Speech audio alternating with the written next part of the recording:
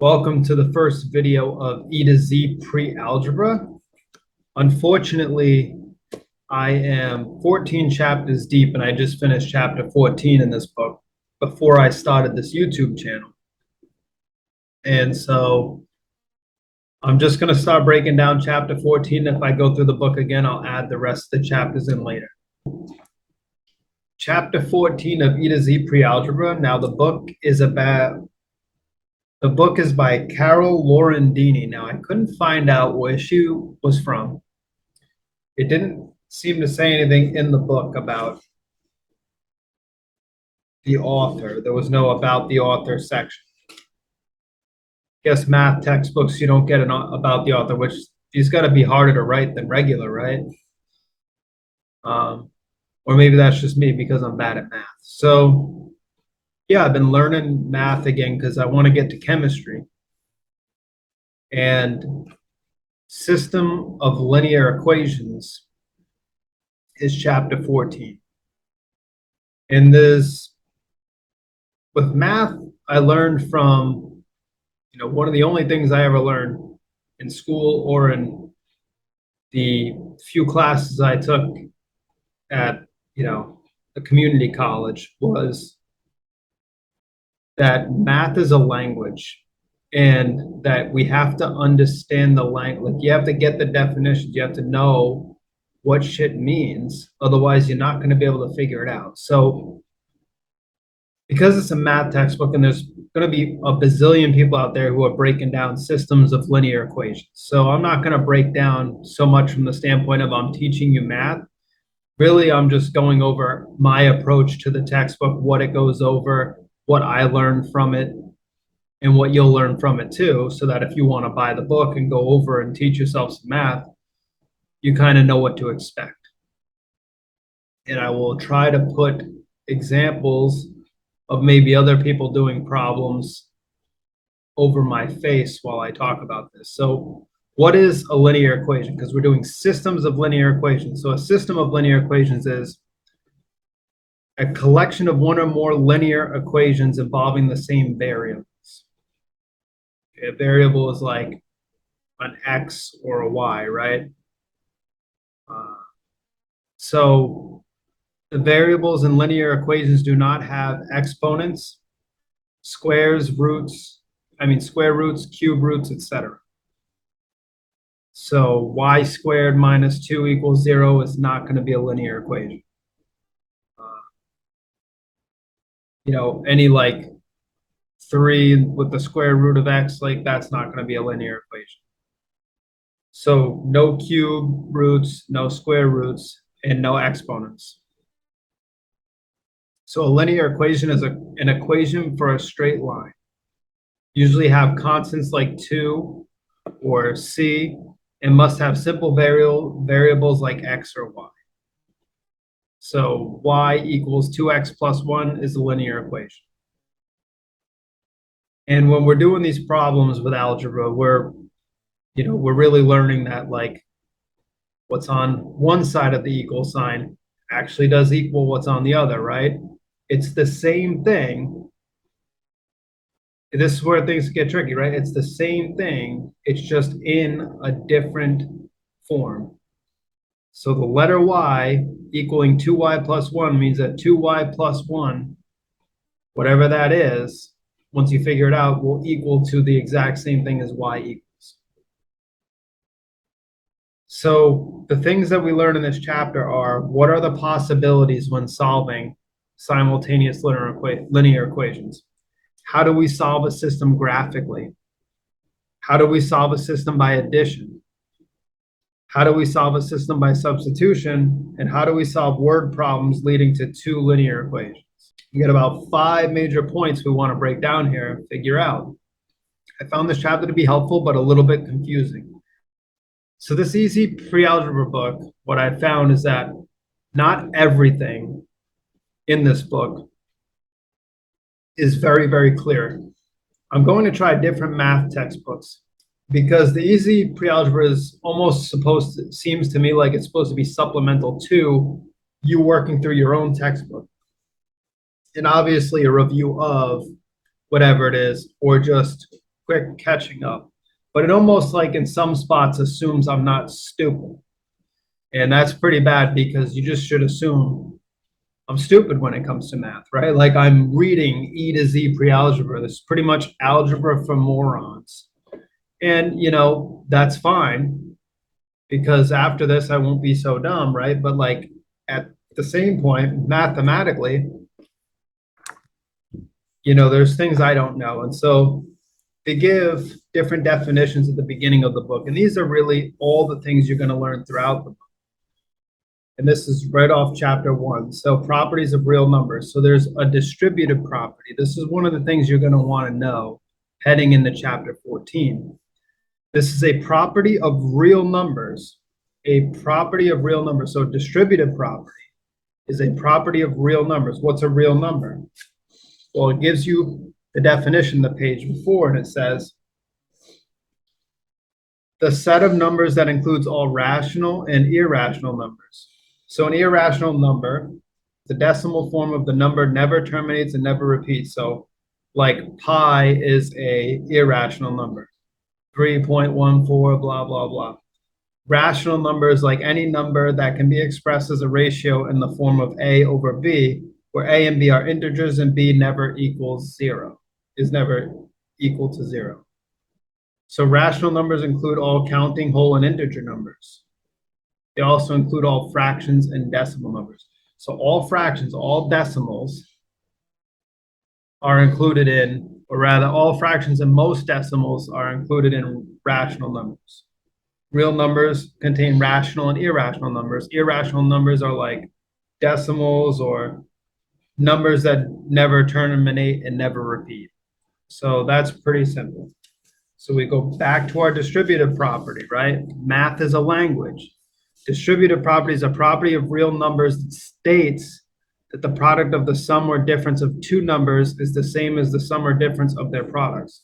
So the product coming from the sum or difference of two numbers.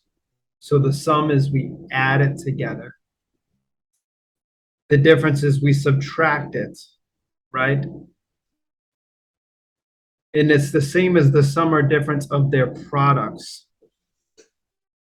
So if we have something in parentheses, like 15 plus 4, and we take 2 times 15, then that's going to equal 30. 2 times 4, that's going to equal 8. Right? That's the same thing as, and when we add the products of those together, it's going to equal the same thing. So basically what we have here is, let's say you have 4 times, in parentheses, 12 minus 8. 4 times 12 is 48. 4 times 8 is 32. 48 minus 32, 16. So 4 times 12 minus 8. So if you do 12 minus 8 first, the parentheses, 12 minus 8 is 4. 4 times 4 is 16. So it equals the same thing. This equals that. Such a big, important factor in all this stuff. So distributive property. The product of the sum or difference, addition or subtraction of two numbers is the same as the sum or difference of their product. So if you times them together first and then add them, same thing. Should come to the same thing. Okay, so distributive property is going to be important. So linear equations, so we're dealing with lines that can be graphed, and we're dealing with pairs, multiple lines. So there's a few different possibilities, right? We learned that we're looking at the possibilities in solving, so there's 3 different ones, right? Now the lines can intersect and touch once. So when the lines intersect and touch once, that's called a consistent system. There's one solution. Now when the lines are parallel, there is no solution and it's inconsistent. And how we can tell this is that if they have the same slope, so slope is rise over run, right? So if you have 3x plus 8, so y equals 3x plus 8, let's say, then it's 3 over 1. If the next equation is y equals 3x plus 2, then you have parallel lines. So that's what's going to happen there because the slope is the same. And then that means it's an inconsistent system. And finally, if it's one straight line overlapping the other straight line, then it's a dependent system. And what's happening is there's an infinite number of solutions. So if you have y equals 3x minus 5 and y equals 3x minus 5, then the y-intercept, which is represented by the minus 5, so that's -5, it's the y-intercept. And then you have the rise over run. So that's going to be 3 over 1. Up 3 over 1. Up 3 over 1. It took me a minute to figure this out because you got 3, and again, you're going to watch other people do this who are better at math than I am. But just when you're going into this book, one of the biggest things is you may have to put equations into y equals form. So y equals form, this got me for a minute, was it does not mean 2y equals 3x plus 1, or 2y equals 10x plus 2, or minus 4. You know what I mean? Like, so you have to get rid of the 10, so you have to divide the whole thing by 10. So if it's 10y equals 3x minus 1, you have to divide by 10 and then divide the other side by 10 to get rid of the 10 in front of the y. And then whatever that comes out to, now you have y equals, and now you can work from there. So y equals form means literally 1y. So then we go on to the second part of this thing, and there are 5 parts, right? So we're going to solve the system graphically. So that's what it is. The x and y coordinates, we're graphing them, right? We're using rise over run. We're finding the intersection of the lines. Are they parallel and inconsistent? Are they consistent and do they intersect, or do they have an infinite number of solutions? If they're parallel, there's no solution, meaning they never come together. And then the third part of chapter 14 is solving by addition. So this is pretty good, except we're going to need to know more terminology when we come to this point. So you should, if you get to this point in the book, chapter 14, and you're doing the E to Z pre-algebra, then by this point, you've been working with graphs quite a bit. You've done transformational geometry, which is like, rotational, translational, all this other stuff. Moving shapes on a graph and mirroring and this and that. If you get to 14.3 here, you need to know a couple of key points because you're solving a system by addition. So you're taking multiple equations and you're adding them together. So what you need to know is non-integers. So what we need to know is non-integers. So a non-integer is any number that is a decimal fraction or mixed unit. So in an additive inverse, you're going to need to know what an additive inverse is because this is key to doing the addition. And that is the opposite of the number. So a negation of the number. So if it's 3, number 3, the additive inverse is -3. So you're going to want to, let's say you have an equation where it's like y equals 3x plus 1, and then you have y equals 6x plus 1. You want to times the first equation by -2 because you want to eliminate one of the variables. So you're going to create a new equation with only one variable. So you're going to eliminate one of the variables in both equations. You're going to do this by timesing using multiplication across the whole of one of the equations. So if you can get that 3 to be a 6, like the bottom equation, 3x to 6x, but you need a -6 because this is +6. You need a -6 to cancel out the 6. That's additive inverse. So you times it by -2. -2 times +3 is -6. Now you can cancel them out. So you create a new equation with only one variable. You find the value of x by substitution. So once you have only one variable, it's like y plus x equals 7 9 plus x equals 7, x equals 2, right? Because 9 plus x equals 7, so 9 minus plus negative 2 equals 7. So you substitute that way. This isn't the other kind of substitution. It's just a substitution of using common sense. Like there's only going to be one number that works to bring out 7 in that equation. So then you use least common multiples. So like I just explained to you, I jumped ahead.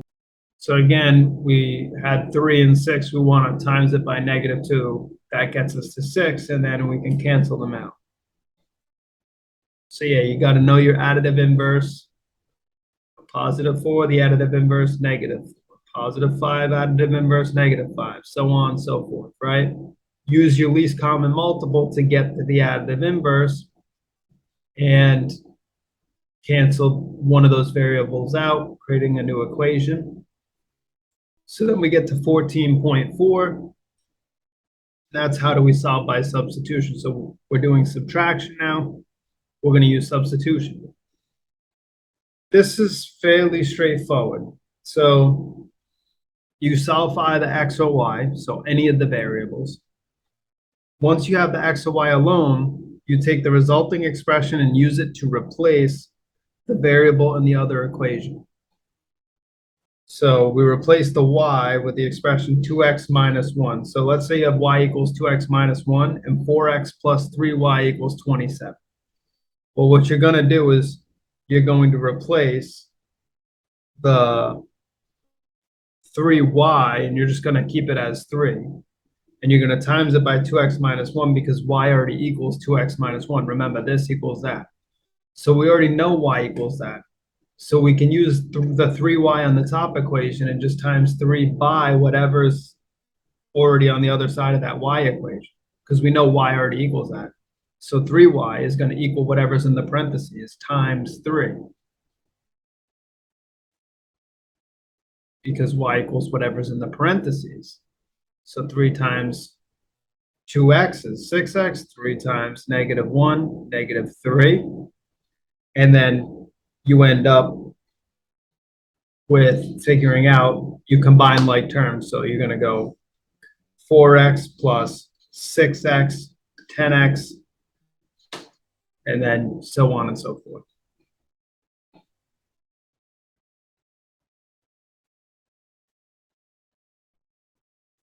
Now, we're going to use that distributive property that we talked about in the beginning, right? The distributive property is the sum of the product of the sum or difference of the two numbers is the same as the sum or difference of their products, right? So we can times 3 by the product of, after we do the inner parentheses, or we could just time it, but we're going to use distributive property. We're going to times it by, 3 times the, 2x, then 3 times negative 1. So really the most important thing on that second to last part is just realizing that what we're doing with substitution there is it's not the same. The other substitution with adding was more like you get to a point with the additive inverse and then you use common sense and logic to 9 plus negative 2 equals 7. So you just easily throw negative 2 in there. 9 plus y equals 7. You know it's going to be minus 2, so you know it's negative 2. With this, it's different because you know that the variable, one of the variables is going to be equal to whatever's in the parentheses. And so you just drop the variable, keep the number next to the variable. If there's no number, you can keep number 1. You could just add a 1. And then times it by 1, it'll stay the same. And then go from there. Then we get to word problems. So this is pretty easy. One of the word problems in the problems was Joshua paid $26.50 for 10 gallons of gas and 2 quarts of oil. Anthony paid $23.58 for 8 gallons of gas and 3 quarts of oil. Find the cost of 1 gallon of gas and 1 quart of oil. So all you do is assign a variable to each one. So we know that it costs, for Joshua, it costs $26.50. We know for Anthony, it costs $23.58. So it's going to be equals 2650 and equals 2358 respectively on each equation.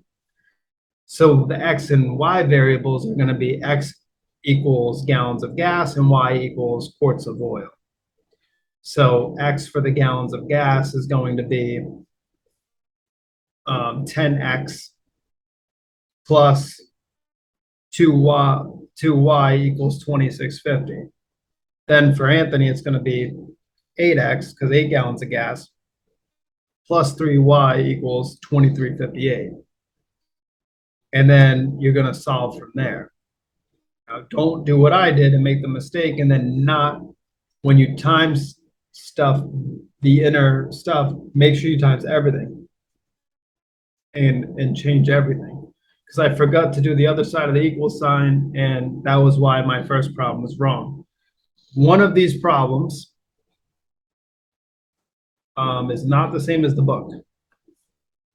So both my fiance and I got different answers for one of the 4 problems on 14.5. So what definitely happened to us there was we were right. We were both right. The book seems to be wrong. This has happened a few times with this book where there must have been some issue or some mix-up, and she kind of got it wrong because both I and my fiance are coming to the same conclusion. Then we're double checking online with those like online equation calculators and coming to the same thing. This book, I think, is wrong on one of these points. Everything else is pretty good. The book is pretty good for what it is. Chapter 15 is going to be the Pythagorean theorem. So that's fun. I'm already very familiar with that from breaking down football games and the more esoteric side of everything. So it should be fun to go over that. The 47th problem of Euclid, a squared plus b squared equals c squared. So should be fun. We already got a bride's chair over here, but I'm skipping ahead. That was chapter 14. Pretty simple, pretty straightforward. And yeah, it's more just me breaking down how I saw the book, and hopefully, you know, it helps you out if you're going to buy it, if you're going to use it. And if you're struggling a little bit because you're like, what the fudge is going on? At least you know, put this shit in y equals form. Make sure the equal signs line up on the equations that you're doing. Remember, like 3x minus 1, the minus 1 is the intercept, and the 3 is the rise over run. So the 3x is the slope. And if the slopes match up, then, you know, you're gonna get a parallel line, and you're gonna get an inconsistent problem. So that's just one good way to think of it. If the slopes don't match, then you're probably gonna get 1 point. If everything's the same, then it's probably going to be like if it's 3x minus 1 on one equation, and then it's y equals 3x minus 1 on the second equation, then it's an infinite line. It's the same thing, same line, infinite solutions. So yeah, y equals does not mean 3y equals. It means get rid of the 3, it's y equals. And yeah, additive inverses are important. And the substitution in the additive inverse is more common sense versus the substitution where you're literally taking, you know, one side of the equation, if it's like y equals 2x plus 1, and inserting it into the 3y, you know, variable and dropping the y and then timesing it by 3. So, you know, these are just things that you might want to think about, and at least you'll have it here, and I'll see you for chapter 15.